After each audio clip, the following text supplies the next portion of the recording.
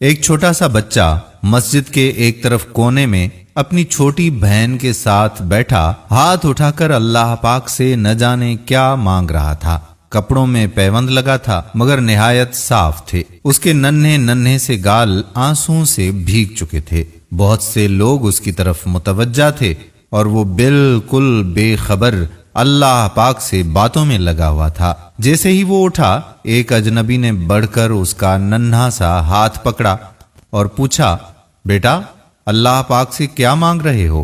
اس نے کہا کہ انکل میرے ابو مر گئے ہیں، ان کے لیے جنت۔ میری امی ہر وقت روتی رہتی ہیں، اس کے لیے صبر مانگ رہا ہوں۔ میری بہن ماں سے کپڑے مانگتی ہے، اس کے لیے رقم نہیں ہے تو وہ رقم مانگ رہا تھا۔ اجنبی نے سوال کیا کہ بیٹا کیا آپ اسکول جاتے ہو؟ بچے نے کہا ہاں جاتا ہوں انکل۔ اجنبی نے پوچھا کہ بیٹا کس کلاس میں پڑھتے ہو؟ اس نے کہا کہ نہیں انکل پڑھنے نہیں جاتا، ماں چنے بنا کر دیتی ہے، وہ اسکول کے بچوں کو فروخت کرتا ہوں، بہت سارے بچے مجھ سے چنے خریدتے ہیں، ہمارا یہی کام دھندا ہے انکل۔ بچے کا ایک ایک لفظ میری روح میں اتر رہا تھا۔ تمہارا کوئی رشتہ دار ہے؟ اجنبی نے نہ چاہتے ہوئے بھی بچے سے پوچھ لیا۔ بچہ کہنے لگا انکل امی کہتی ہیں کہ غریب کا کوئی رشتہ دار نہیں ہوتا، اور امی کبھی جھوٹ نہیں بولتی انکل، لیکن انکل جب ہم کھانا کھا رہے ہوتے ہیں اور میں کہتا ہوں کہ امی آپ بھی کھانا کھاؤ تو وہ کہتی ہیں کہ میں نے کھا لیا ہے بیٹا، اس وقت انکل مجھے لگتا ہے کہ وہ جھوٹ بول رہی ہیں۔ وہ اجنبی کہنے لگا کہ بیٹا اگر گھر کا خرچ مل جائے تو تم پڑھو گے؟ بچہ کہنے لگا نہیں انکل بالکل نہیں، کیونکہ تعلیم حاصل کرنے والے غریبوں سے نفرت کرتے ہیں، ہمیں کسی پڑھے ہوئے نے کبھی نہیں پوچھا، پاس سے گزر جاتے ہیں۔ اجنبی حیران بھی تھا اور بہت زیادہ پریشان بھی۔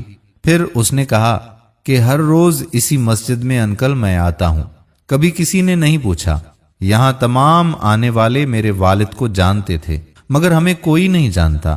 بچہ زور زور سے رونے لگا، کہنے لگا انکل جب باپ مر جاتا ہے تو سب اجنبی بن جاتے ہیں۔ میرے پاس بچے کے سوالوں کا کوئی جواب نہیں تھا۔ ایسے کتنے معصوم ہوں گے جو حسرتوں سے زخمی ہیں۔ بس ایک کوشش کیجیے اور اپنے ارد گرد ایسے ضرورت مند یتیموں اور بے سہاروں کو ڈھونڈیے اور ان کی حسب توفیق مدد کیجیے۔ کسی بڑے ادارے میں کوئی سیمنٹ یا اناج کی بوری دیں، ضرور دیں، لیکن دینے سے پہلے اپنے آس پاس کسی غریب کو بھی ضرور دیکھ لیں، شاید اس کو آٹے کی بوری کی زیادہ ضرورت ہو۔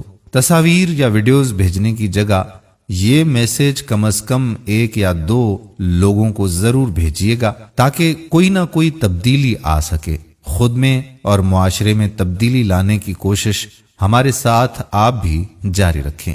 جزاک اللہ خیرہ۔ آنے والی ویڈیو تک اپنے میزبان قادر کلہوڑو کو اجازت دیجیے۔ اللہ حافظ۔